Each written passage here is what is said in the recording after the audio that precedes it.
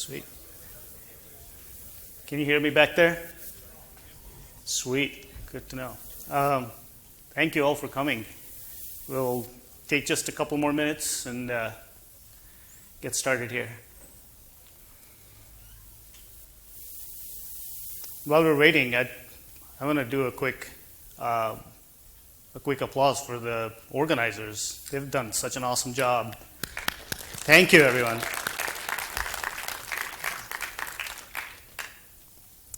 I mean, look at this. This has got to be the biggest screen that I've ever presented with. I don't think there's anything topping this anytime soon, unless I do a TED Talk sometime. I don't know.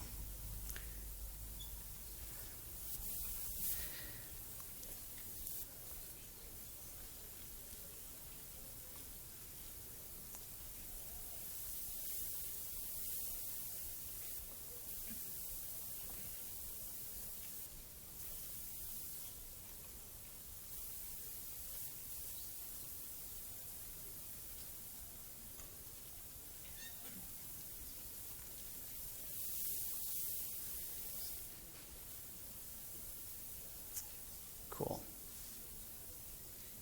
All right, welcome to Elm or FUD. How many of you know what FUD means? Cool. Back there, fear, uncertainty, doubt, right? And Elm, how many of you have heard what Elm is? Oh, good. Wow. Yeah. That's a lot of people. So how many of you know who Elm or FUD is? Oh, good. Okay, so some of these analogies are not going to be completely lost. That's good. So I call this Elm or FUD because Elm is another front-end development, almost like a front-end development platform, but it's a compiled to JavaScript language, and yeah, we need another one, right? But it's very different. And that's what they all say. And there's some very unique features to Elm. And so that's kind of what I want to focus on and try to dispel some of the fear, uncertainty, and doubt around Elm. But also, I want to talk about the fear, uncertainty, and doubt that we, as JavaScript developers, deal with every day. And we're just used to it, right? We're like Elm or FUD. We go out every day, and we just had a talk about ES6 and soon going into ES7. And our ES6 fat arrows are like our guns that we carry to go hunting bugs, right? And if we JavaScript developers are like Elm or FUD, then what does that make JavaScript? Bugs Bunny, right? Shows up, whacks us on the head with a hammer, and we're like, oh yeah, I forgot about that. And we keep doing this every day. Give me just a second here. My notes are not quite syncing up. Okay.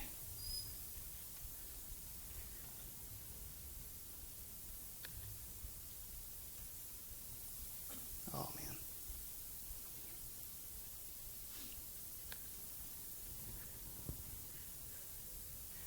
Sorry about that. Really quick. It's going to take me just a minute if I can figure out. Yeah, whatever. Let's just keep going.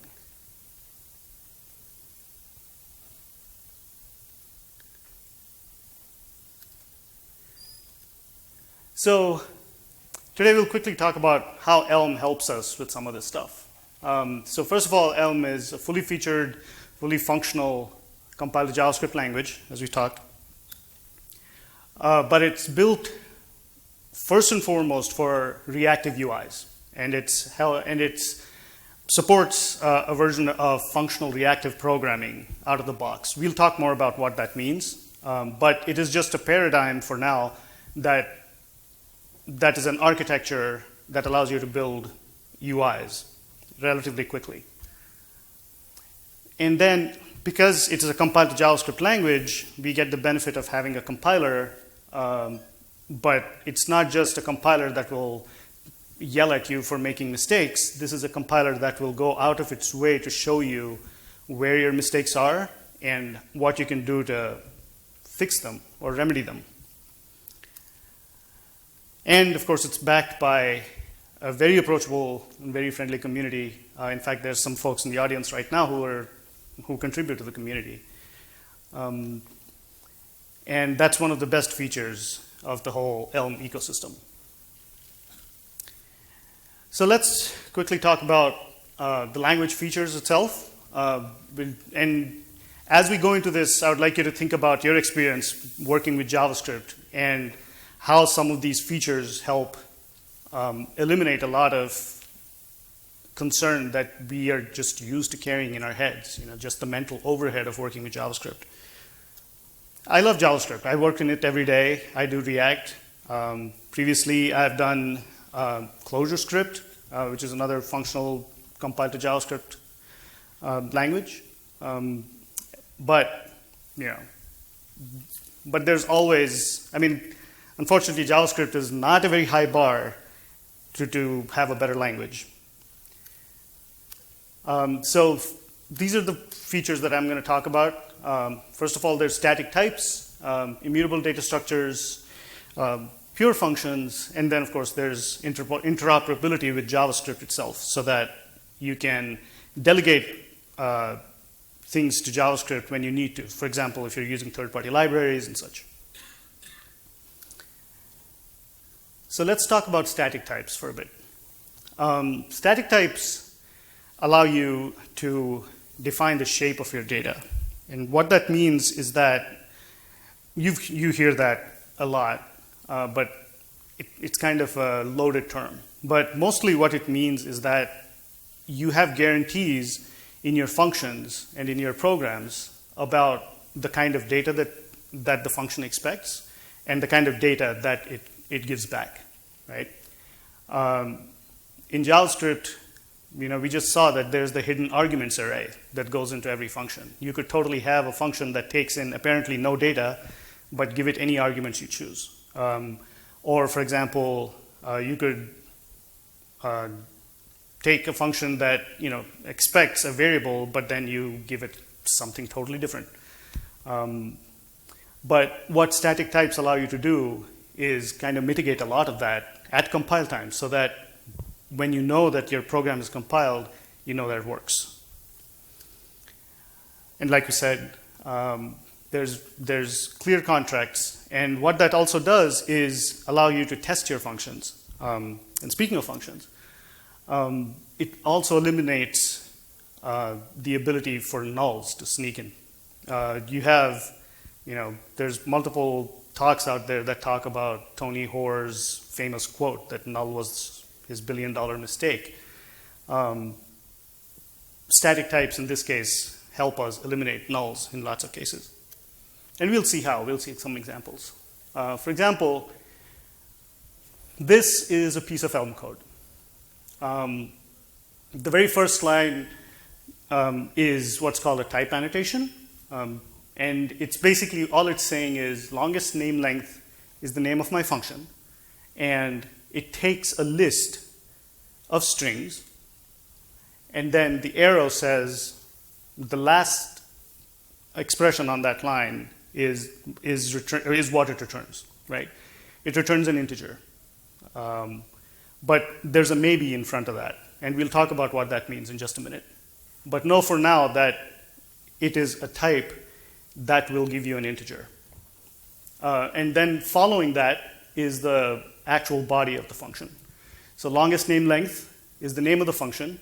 Name list is the argument that it takes. And the equals separates the name and the arguments from the body of the function. So that's on the next line. And all it's saying is, I'll take my name list and then call string.length on each element on the name list. That's what the list.map does. So if you this kind of looks almost like a Clojure or a Lisp, where the function that you want to call is the first one. If you look at the parentheses, the expression in the parentheses, the function you want to call is the first one, and then the arguments to that go in afterwards. So in this case, it says, I'm going to map the function string.length over my list of names, right? And then once I have, so what that should give you is a map of the lengths of each of the strings in that list. And then I'm going to call list.maximum on that. So if I have a list of numbers, I can compute a maximum on that. So what's cool is that these functions are already built in. And you don't have to pull in some kind of external library to get you some of this stuff. But hey, this is a full language, so you'd expect some of this stuff to be baked in. And there you go. You give a list of names, Tony, Steve, Chala, and you give that to the name, and then it returns what's after the colon underneath it. So that's a comment that just shows the result of that function. So after the colon is the type of what it returns. So as it said, it would return a maybe int. It's returning an integer. And it's wrapped in something called just, but your number is right there. It's telling you that it's an 8, right? So what's with this whole maybe thing? Why can't you just give me an 8? We'll find that in just a minute. So if we take this function and give it an empty list, right? It's got to have something to work with. So if it's going to try and map a function over a bunch of elements and there's nothing in that list, then there's really no maximum defined on an empty list, right? So in this case, it returns a nothing, right? Which is another type of maybe, right? So a maybe can be a just with the value or a nothing, right? In this case, so that whatever function then proceeds to use longest name length knows that what it's going to get is a maybe, right? And if it gets a just, it can pull the value out of that. If it gets a nothing, it has to deal with that, right? Whereas in JavaScript, if you gave it something, it could return undefined, it could return a null, and then your function that uses that, you have to mentally keep in mind that, oh yeah, this function is not, it could return a null, and then I have to account for it. Whereas in this case, we'll see how, but any function that uses something that returns a maybe has to deal with it. So, for example, we could throw a list of things that are not strings at this function, and that will blow up at compile time and say there's a type mismatch. I was expecting a list of strings, but I got a list of numbers. Similarly, you could try to trick it and give it one string and something else that's not a string. Blows up and says all the types inside my string or inside my list need to be of the same type so that I can treat it as a thing of uniform kinds of data. So this is where the shape of the data comes in, right? So if I want to call string.length on a list of things, they better be strings. And if you notice, there's really helpful hints at the bottom. It says, these should all be of the same type. And then it like almost obsequiously, it kind of explains itself to you. And it's like, I'm sorry, I made this mistake, and I don't understand what you're trying to do. I really need some help here. So if we did this in JavaScript, that's kind of what our day would look like, right? We'd run the function once, it would break, and then we'd feed it another caret, and then it would break. And, this would be a couple hours worth of work. But it's already solved, So let's look a little bit closer at the maybe type, right? So this is how you define a type in Elm. And all you're saying here is that maybe is a thing that can be a value or a nothing, right? So the just and the nothing are values of this maybe. And at this point, those of us who've been working in dynamic languages are probably squirming in their seats right now. It's like, why are you throwing these capitalized letters at me? It's like, can't I just write a method and get on with it, right? But the cool part with Elm is that there's no implementation to this. The Elm runtime knows exactly what to do with this. Just because you have a nothing there doesn't mean you have to write a whole class that represents that, right? These are, they're not objects. There's no, encapsulation there. They're just values that have meaning, right? And so, as developers, as the more we look at this, it becomes clear, it becomes transparent that, that we know what we're working with. And we don't have to keep in our minds parse the arguments to our function and say, oh, can this be something else? Can this be something else? No, we know exactly what it's going to be. And if it won't, and if it's not that, it won't compile. So there's more and more mental overhead that you can just get rid of and delegate to the compiler. So let's talk about maybe a consumer of the longest name length function that we just saw, right? So this is called a message. So say it's like some kind of view concern, right? It takes whatever output the processing that the longest name length did, and then represents that in some kind of message, right? So it knows it's going to take a maybe of type int, and it's going to return a string. By the way, the type annotation up there above the message function is optional. So Elm is type inferred. So by looking at what you're doing in your function with the arguments, it can infer the types that it's working with. So that first line is entirely unnecessary? Yeah. But it serves as documentation. Correct. Yeah, and we'll see more examples where I do that. So in this case, so the maybe or the message takes a maybe, and there's a mistake there where it says case length of. It should be case maybe length. That should be the same argument that just came in. Sorry about that. But case maybe length of, and then it breaks down into the two possibilities that the maybe length can be. It can either be a just or it can be a nothing. And in case it's a just, you can just destructure it right there. So like the num variable right there represents the value inside of the just, or tagged in the just. And then you can use that in your message. You're concatenating strings over there. But if it's a nothing, you know that there's no value that's inside of it, so you can just have a default message. So you can think of use cases where, say, there's, you have some kind of welcome message on your user or on your user dashboard where a user logs in, right? And then if a user is logged in, you say welcome username, but otherwise you say welcome anonymous, right?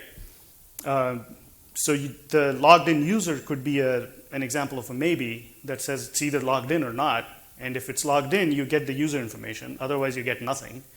And if it's a nothing, you can use that to say anonymous, right?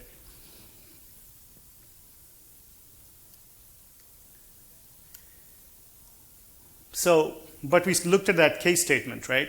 And if I had not accounted for the nothing, right? And if I had just assumed that what I was working with was an integer, right? It would actually yell at me and actually tell me, you need to account for these branches. And this is true for any type that is similar to a maybe. We'll look at another example in just a minute. But in this case, it says, okay, your maybe integer can either be a just or a nothing. But you said what to do with the just, but you didn't say what to do with the nothing. And it shows you an actual link to where you can go read more information about it. That's a lot for a compiler to do. It's pretty awesome. So this is just commenting what we have so far. So we know that maybe is, it's a just or nothing. So that maybe is called, I think it's called a union type or a tagged union. By the way, this is my first statically typed functional language, right? So bear with me if I'm using wrong terms, but the idea is that if I'm excited about it and I know know my way around it, being the first time user of a statically typed functional language, then that says a lot about the language itself, right? I mean, things like Haskell and PureScript and some of these other languages that bear of this same ilk are famously known for just being really unapproachable and hard to grok, right? But it's not that hard. And Elm, one of their stated goals is to be mainstream and to be accessible. And the whole community is built around that.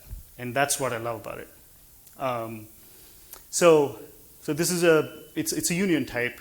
And so if we call the message function and then pass in the result of calling longest name on something, you get the just value, the just branch is handled. But if you give it the empty string that returns nothing, it knows what to do with that. So here's another example, right? And here's actually, when I was showing this off to somebody, they pointed out that throw and run are probably not the best examples to use. But you can see that, there's no, this will compile. So like there's no overhead to use.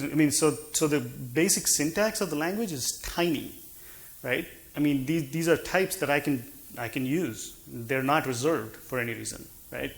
But let's say we have a type of power that can be one of three different tags. So it can be a throw type, or it can be throw tag, a run tag, or a shrink, right?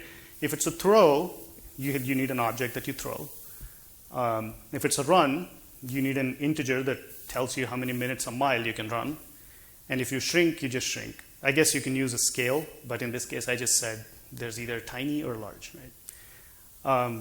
So you can have some kind of comment that says this hero, this superhero, can exhibit these powers, right? So it says, okay, if the power that comes in is a throw power, then tell me what I'm throwing. If I'm running, then tell me at what speed I can run. And then if it's shrinking, just say shrink in size, right? And so it just returns that sentence. And let is an example of local bindings or block scope that we just talked about in the previous talk. So all those variables are only available inside the body of the function. So subject and predicate, they're just locally assigned. You can assign, you can create new functions in your let body, and they'll be just used within the top level function and not be available outside of that. So with the type of power and the comment function, we can now say list.map and then give comment the hero Ant-Man and then the list of powers. So if you look carefully here, comment here, let me switch back to the definition here, right? Comments seem to take two things. So what does that really mean? Because the type annotation says, it takes a string and then has an arrow and then power and then string. In the previous example, we said, okay, the one on the far right is the return value and the one on the far left is the argument, right? In this case, what's the middle power thing? So it turns out that only the very far right one is the return value, and everything else is a series of arguments that you take. So comment in this case takes hero and power, right? But in this example, I'm calling comment with just one value, right? So what's happening is that the arguments to functions in Elm are automatically curried. So what that means is that if you give a function fewer arguments than what it expects, it will return another function that can take the remaining arguments, right? So in this case, comment Ant-Man is actually returning a function, then you can call list map on, and then map that anonymous function over the list of powers. So when you do that, you get a series of strings, right? That Ant-Man can do all of these things. And similarly, you can call the same comment function with Captain America, who can throw a shield, and then Hawkeye, who can actually throw Ant-Man, right? And and you can give multiple, or like, you don't have to give it every single power that's in the list, right? You can give it fewer powers. But if you want to add a new power, right, to the power type, then you have to enumerate it up there as a tag, right? And then any case statement that uses a power will blow up at compile time saying that you have to account for this new power. So that you will never have a case in production where you have a case statement that does not account for a new power. So that can be exceptionally hard in JavaScript, right? The previous example, you could probably wing it in a day. This one, yeah, much harder.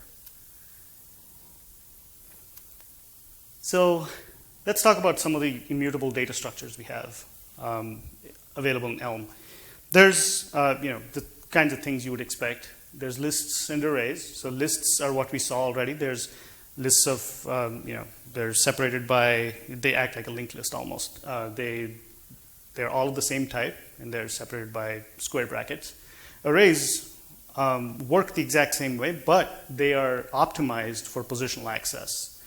In fact, there's a scientific paper that I'm gonna not remember right now, but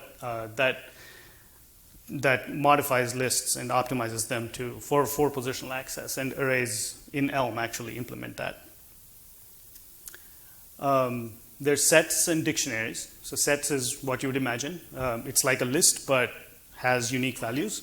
So if you add the same thing multiple times, you'll only have one of those in the set.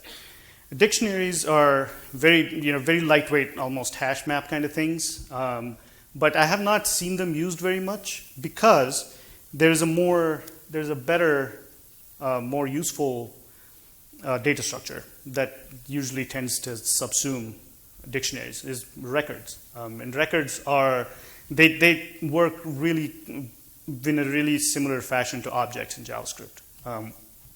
So there's named keys, and they can have values. And then records are structurally typed, which means that if they have the same keys and values, then they're equal. So it's not a referential equality, it's content based. And then they're also optimized for adding and removing keys and updating the values for the keys. Oops, I didn't talk about tuples. Tuples are very, very lightweight records. So they're like, if you ever wanted to return more than one thing from a function, a tuple is a great way to do it. The only problem is there's no, the access is kind of clunky. So if it's, a tuple is basically like a list, but it has ordered members. So that you can, so for a tuple of two things, you can say, first and second, right? And then you get the values for it. But if it's a tuple with multiples, that's a little harder for access. In fact, I'm not sure if there's actually any. So the only way to access that would be to destructure it in your function. And we'll look at destructuring in a little bit. So that's the extent of data structures we have, but that usually covers almost all use cases. So getting back to pure functions, right? So what pure functions are, and I'm sure, how many of you folks are familiar with what pure functions are? Okay. Yeah, so a good number of people. So essentially what you're saying is that a function is determined or is described completely in terms of its inputs and outputs, and it does not change any state anywhere else in the program, right? So you have data somewhere, that data continues to remain the same way. It can go in to a function, but if the function works with that data, what it returns will be a new thing. And that kind of ties into the immutability of the data structures that we looked at earlier. And what that allows also is for the data structures to be built in such a way that they're optimal for performance. So pure functions allow us to allow for modularity in our programs, because we just saw a bit ago that lists and string and all of those had those functions in them, but they were never getting called on an object, or there was no implicit this somewhere in there, right? We'll talk more about these. I think we're just going to talk about the top level functions that we're going to, or the top level areas that we're going to talk about with pure functions. So for modularity, this is an example. So the string module not only exposes the string type, which which you can use in your data, but it also exposes a set of functions, right? And these can all be almost like static functions, right? Because they're not really taking any state. And so this allows us to bag up our functions as pure functionality. So these are some examples of functions that are available. Thankfully, there's a pad left that's built into Elm, right? Yeah. And then, list has other functions in there.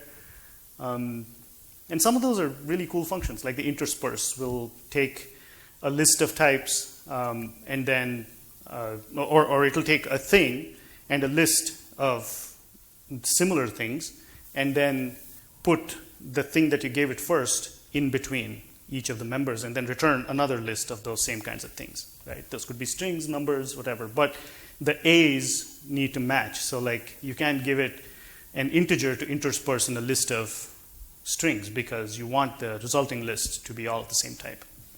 Foldl and scanl are kind of interesting. They kind of correspond to the reduce or an inject if there's Ruby folks in the audience.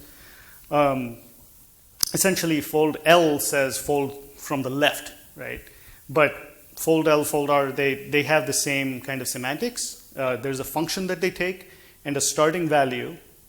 So remember, the first two things are arguments. So in case of fold L, the thing in the parenthesis is a single thing, right? And it represents a function. And because it works on strings, it takes a character and then returns the type that you want. And so B as the second argument is the initial value. And then the string is basically the thing that it will iterate over and split into multiple characters and then result in another string or another thing based on what B is.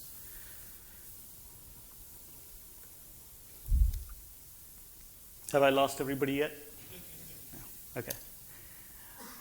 Composability is another feature of pure functions. In this case, currying. We looked at an example earlier with the comment function. Here's a more detailed version of what it does. So take string append, right? So Elm gives you a REPL that you can work in. And if you went in the REPL and just typed string.append, it would say that, oh, it's a function, right? You're not giving it any arguments, so it's just going to give you the function. But then you can give it one argument. Actually, the function signature right there tells you that append actually takes two strings and returns a string, as you would think, right? It could take two strings that it can append to each other. But if you give it only one argument and you can assign that to another variable right there, and that's a function that takes only one string and appends it to whatever you gave the string.append the first time. So you can say, now you can call hail as a function on Hydra and Thanos, and you get hail Hydra and hail Thanos.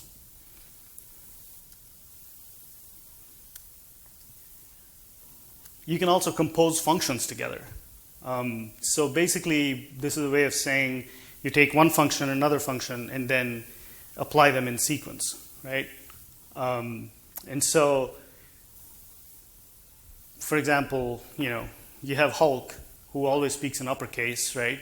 So you can compose string.append Hulk and string.toUpper, which will upcase everything, and then give him some verbs to work with, right? And Hulk really wants to eat and jump, so Hulk eat. And so you're composing the string append and the string upper, toUpper, as a single function that you can then map over a list of things.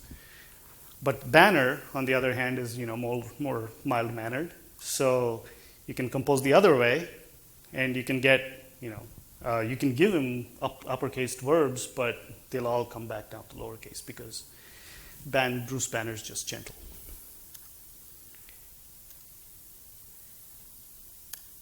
In piping, so in addition to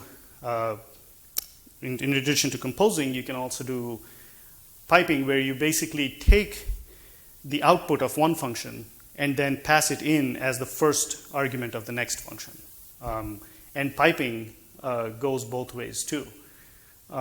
So in the first case, you take the string smash, and then it becomes the argument to the string append function. So so you get Hulk smash lowercase, and then you can pipe that into upper, and then you get Hulk smash uppercase. So if you were to use the reverse seated pipe and then like the other angle bracket, would that move in the opposite direction? Correct. Yeah, in this case right here. So the second example is where it's going the other way. So this is an actual example from Elm graphics. So if you imported the graphics library, this is the code you need to create a polygon, an N-shaped polygon, and then you can work with it. So you call ngon. So in this case, it's 4 sides and 75 units of length, and then you can fill it with a color and then move it wherever. So in this case, filled takes a shape and a color, and then that is supplied through the pipe, and so the ngon becomes the shape that gets supplied. And similarly, that shape is then supplied to the move function, so it's moved by those coordinates or to that point. Then destructuring. There's some destructuring now available in the newer versions of JavaScript. You have the triple dots kind of syntax. There's also, if you have variables names that match, you can kind of assign those in your functions. But in Elm, there's a little bit more high level destructuring. For in this case, you can define what's called a type alias. And a type alias is a convenient way to take an existing type and then give it a name. So in this case, the name string and ID string is a type of a record, right? So what it's saying is this is going to be a record that has 2 keys, that's name and ID, and both will be strings, right? And then you can say, I'm going to call that kind of data structure a hero. And so then you can use that hero name. And what's interesting is also, you can use hero as a type, but it will also, for free, give you a constructor function. So right there, down here where it says Falcon equals hero, it's actually calling a function with those arguments, which returns a record with that signature. So if I have a function classified information which takes a hero and returns a string, and all it does is it wants to do is take the ID and the name and put them together. That this ID is this person, and you can destructure the record right there in the argument list by giving it that shape of record. So name and ID get automatically bound to the name and ID in the record. So they should match the key names, but then they just get automatically bound. So you don't have to write another let that says, oh, take the hero, and then the name is the name function, or the name is the name property, and ID is the ID property. So it's bound right there. So then you can call classified info on Falcon, and then you get your string. And then pattern matching based on content, right? So here's, if we ever wanted to rewrite our own length function for a list, right?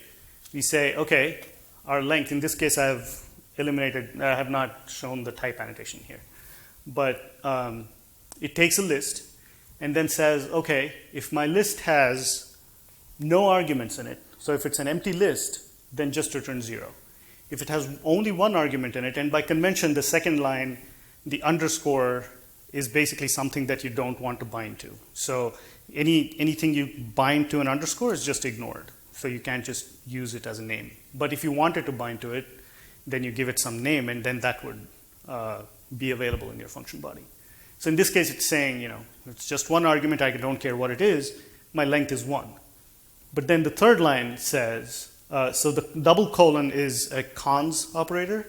So the third line just says, if this list can be broken down into a head and a tail, like the first argument and the rest, or the first member and the rest of them, then my length is 1 plus the length of whatever is the rest, right? So it calls itself recursively. But you have to be careful with this kind of pattern matching, because the XXS, the third line match, will always match. So you want to go from the most specific match to the most general ones. And if we do not, if we miss on any of these, or at least if I only gave this function the first 2 branches and if I missed the third branch, the compiler would yell at me and say, listen, there's still this condition that you need to take care of for this list. And so now you can have, a team cap with a bunch of people, and then you can call length on it. And then for reference, I'm just comparing equality on calling the bundled in list.length on the same thing. And they both return 5.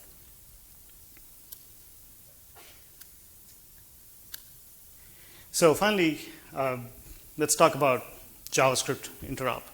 How are we doing on time, by the way? 20 minutes, perfect.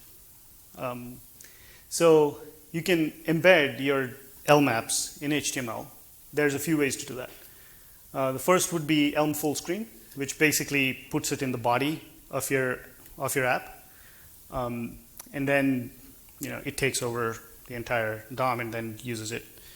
But then you can also do elm.embed, and what that will do is that you supply to div, and it will contain your Elm application inside of that. By the way, this is inside of JavaScript. So when you compile your Elm program, there's 2 ways you can output it. You can say output it to HTML, in which case it will create an index HTML and then full screen your embed app or your Elm app inside of it. Or you can say, give me just the JavaScript, right? In which case it will give you the runtime with your program in it. And then once you use that JavaScript file in your HTML, you have an Elm global. And then when you call Elm full screen or elm.embed on that, so those are functions that are available to you on the Elm global in your HTML. So when you call those on that, it will return an instance of your application. So then you can do other things with that. And Elm.worker is another way to embed it, but in this case, it's usually used as a worker process if you need to do some computation inside of Elm for whatever reason. Because as we saw earlier, adding numbers and strings in JavaScript just fails. So beyond that, so that's one way of making your Elm application available inside of your HTML.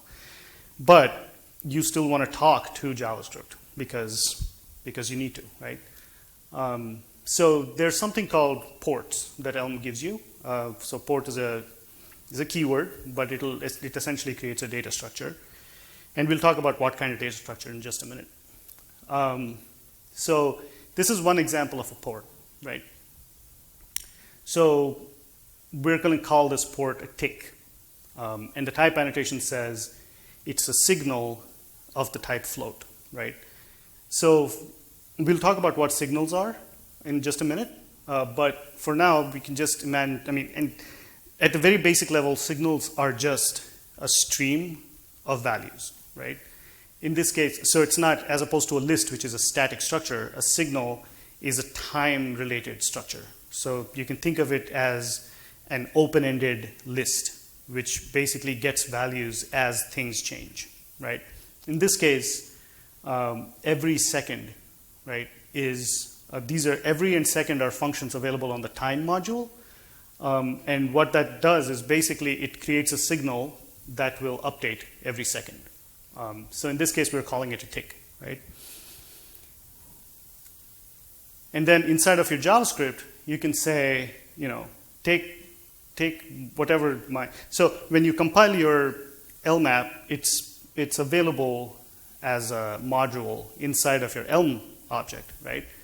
And so if we call elm.fullscreen and give it that module, it returns an instance that you can then work with. And that instance has access to the ports object right there. And the ports object will contain your tick port that you just created inside of Elm. And then you can have some kind of callback function inside of JavaScript that can then subscribe or unsubscribe from that particular port. So in this case, I'm just logging whatever, right? But you can also have ports coming into JavaScript or into Elm, right? So you can declare a port inside of Elm and say, okay, this port is going to give me this kind of information. So in this case, it's a signal of the type hero that we just created earlier, which is a record that has a name and an ID, right? But in your JavaScript, for example, so say you have an awesome JavaScript superhero registration app, right? That superheroes who have to register enter their secret ID and their names, right? And so in this case, and they have to do it in some kind of non-Elm app, right? And so you can then send the result of that to the ports in Elm so that you can then do awesome things with it. So in this case, it's just a JSON object or a JavaScript object with a name and ID and strings, and then Elm will know how to decode that because it knows that this port expects this kind of information. And if you try to send something else, that's going to be a JavaScript error. But it'll try to make it as informative as possible, but yeah, it's a runtime issue because Elm can't control that part. So here's a quick demo I put together. And what I'm going to do is try and launch the thing. The thing. So, oh wow, okay. It's pretty small, but let's bear with me while I go over here. And, right, so I go run, right? And so you can see in the console, the tick coming from Elm is actually logging inside of JavaScript, right? And then when the log is complete, it sends a pong back to Elm. So the thing in here is an embedded Elm app that then takes the pong coming from here and then, just displays that. All right. Yeah. So in this case, I have a function or I have a count variable, and then I'm logging my ping and then sending a pong message to a port that I declared inside of Elm. So that brings us to what functional reactive programming is. Sorry, you have a question? Is this pretty much the actor model? You have a signal that represents a message to Yeah, I believe this is kind of inspired by that. I don't have a lot of experience working with actor models, and I know that there's a lot of love for Elixir and Elm working together. So that's definitely an area to watch. But yeah, it's not a new idea. And by admission, the author was like, yeah, I sat one night and I thought, oh my gosh, signals are like these time-varying things. And then he found a paper written in '97 that had that exact information in it. So yeah, it's based on that. So signals, as we saw, are essentially almost like an open-ended data structure which can send messages, right, and which you can listen for. So in Elm,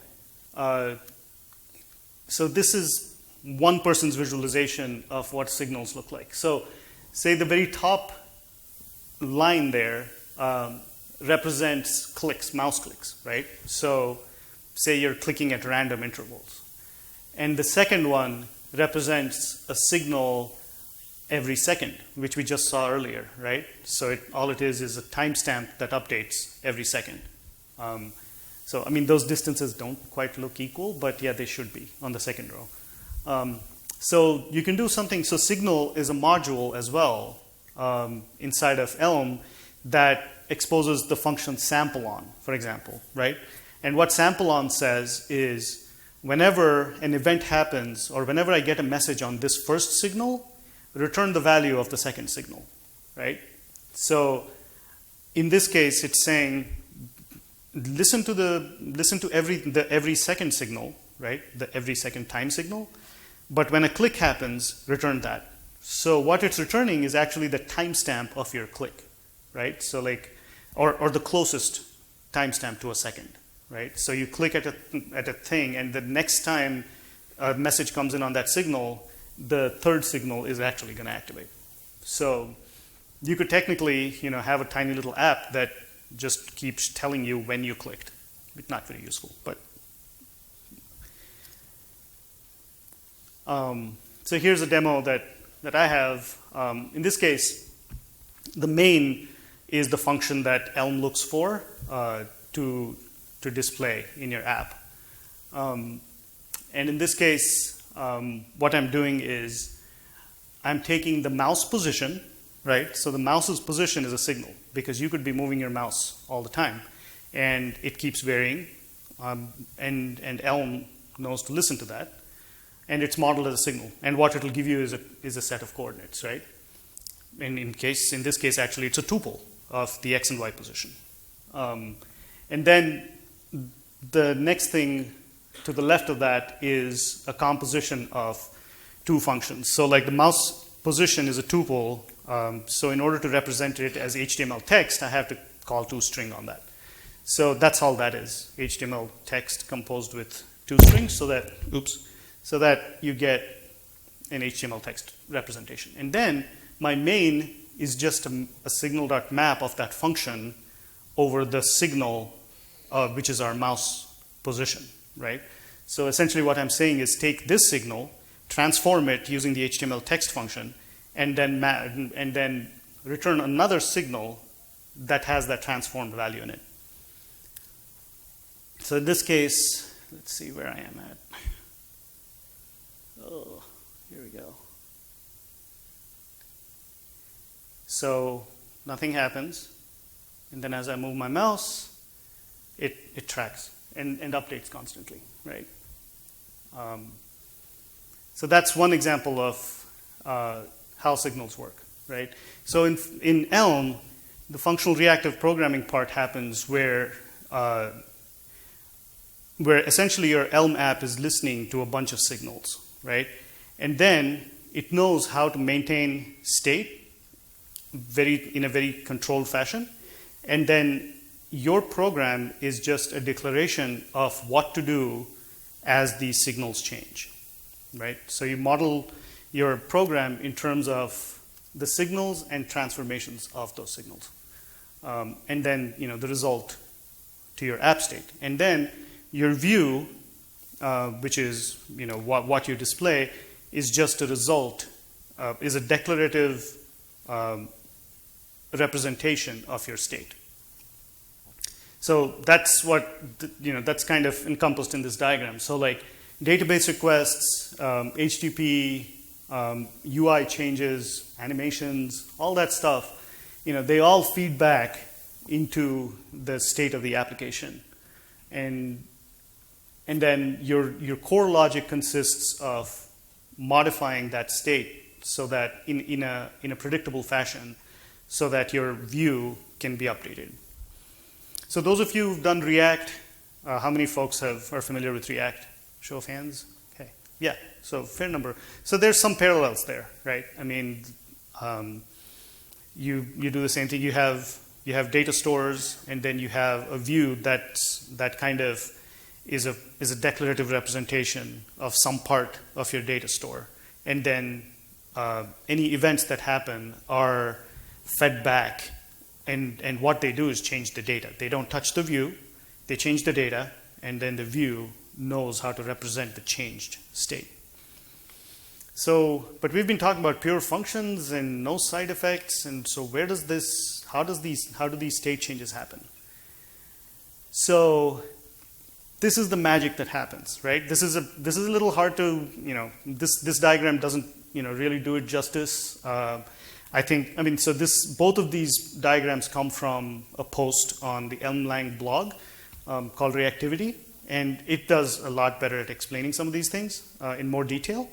But essentially what's happening is, whatever inputs we were giving our architecture, they come in and we do transformations on them. So the signal maps and merges, right, are ways you can munge those signals so that you have a concrete way to update your state, right? And the way the state is updated and maintained is the fold P. And we looked at the fold earlier on list, for example, and we said that it was a kind of reduce, right? So essentially what this is saying is, signals are data structures, and what we're going to do is reduce that data structure into some kind of state, right? And so you have an initial value, and then you have an open-ended data structure that will constantly update your state. And then, so fold P is just a way of saying folding over the past.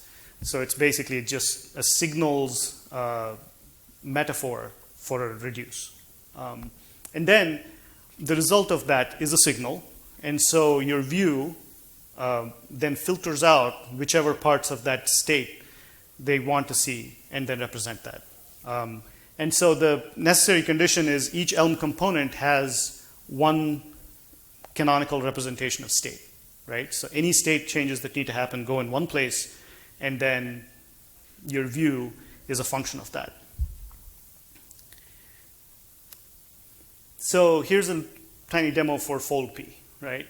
And I think we kind of did that in our ports example as well, because we didn't directly do a fold P, but we sent in the count updated each time.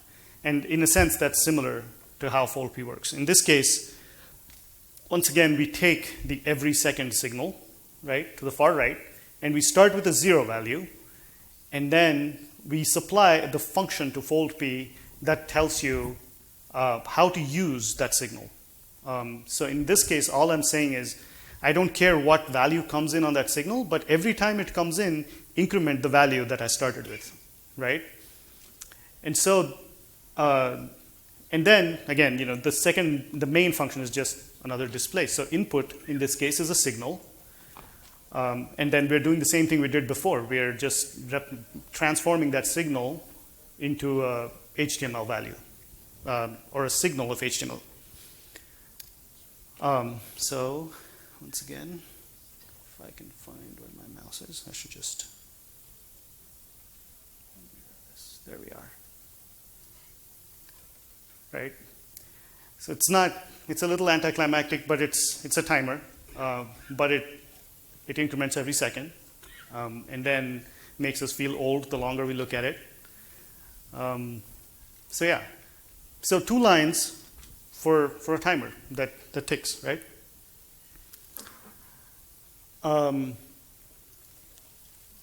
But then, if we think about that Elm architecture that we talked about before, let's break that down a little bit into what that would look like. Are we doing the time? About 5 minutes?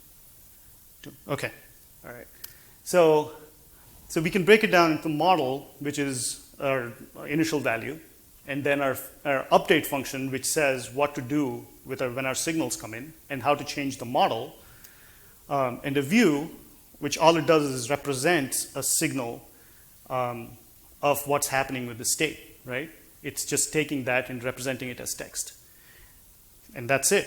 So that kind of encompasses the overall architecture of what of most Elm programs. And then this architecture is fractal. So like components after components after components can be built using that same idea. So I'll go quickly over this, but this is some of the community that's part of the Elm ecosystem. So there's the Elm package, which is our package installer.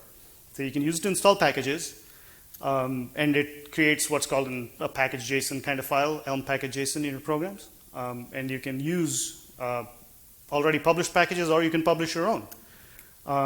But then it also encompasses this way in which, because it can statically analyze your code, it can tell you whether the changes you've made are breaking changes or not, right?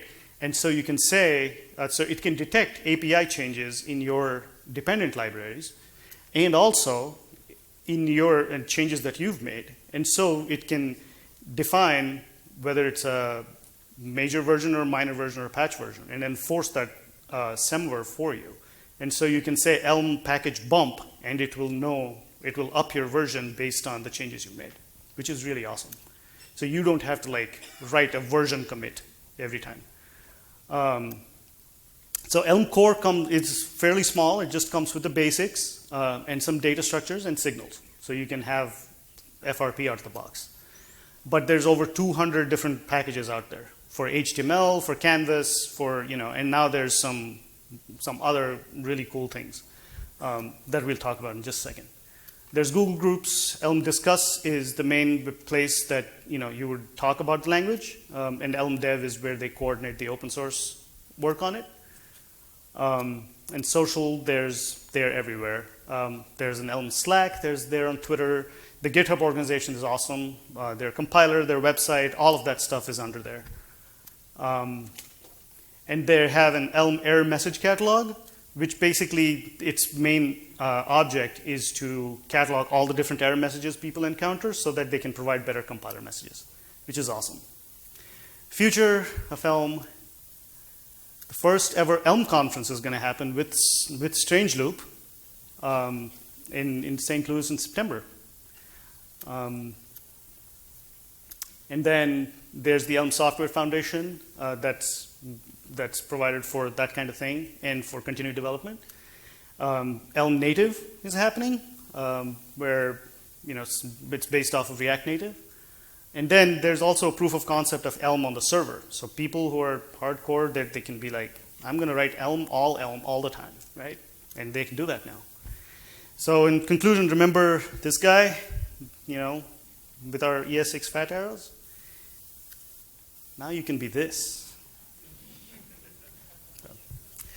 All right, I think I'm out of time, but feel free to hit me up on Twitter or around. I'll be here. So yeah, love to talk to you about Elm, and go play. They're very approachable, and there's lots of easy ways that you can start contributing and start playing with it.